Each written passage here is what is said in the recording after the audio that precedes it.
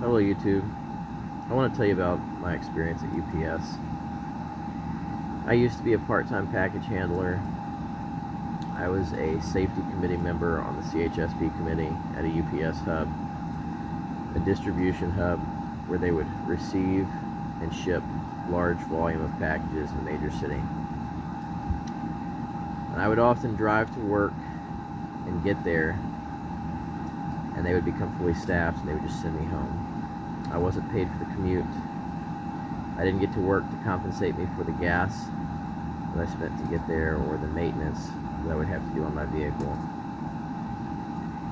And it was routine for them to flex workers out like this. I believe that pay policies in the United States need to change surrounding how workers are compensated for coming to work and going home. They should be given a pay allotment for their commute to and from work for this reason. Just because you go to work, that doesn't mean that you're guaranteed to get paid so many hours for that shift. And the union, when you go to the union to try to get them to enforce the contract that they have established with a company like UPS, UPS will start giving that worker warning letters and harassing that worker, which is what happened to me. And they're going to try to get rid of that person for complaining, for simply trying to enforce the contract rights that they're guaranteed through their union membership. And the union doesn't do much about this.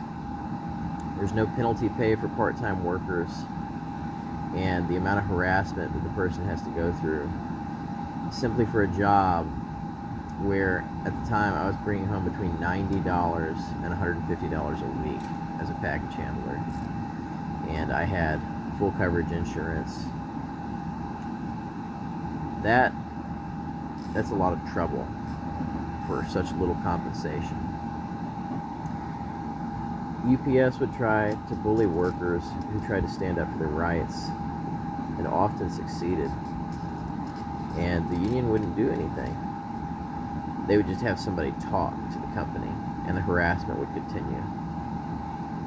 Eventually, after years of breathing in particulate matter, suffering sexual harassment, being cussed at, yelled at, and having supervisors and sometimes other employees act unprofessionally,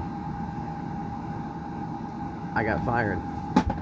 I put 9 years in with the company, and I assisted with workplace safety. I was a good worker.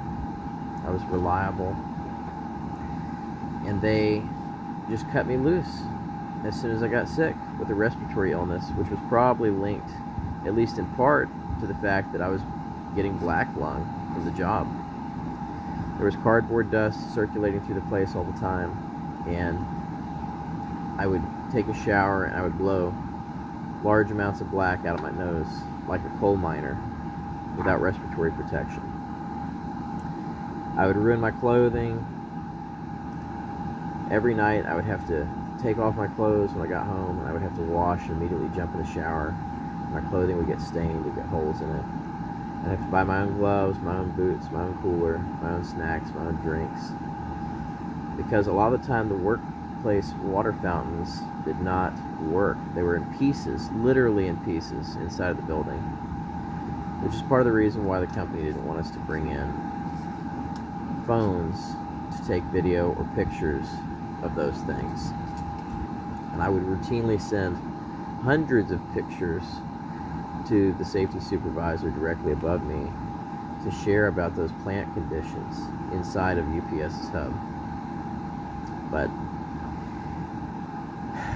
they need to pay workers for the commute to and from work.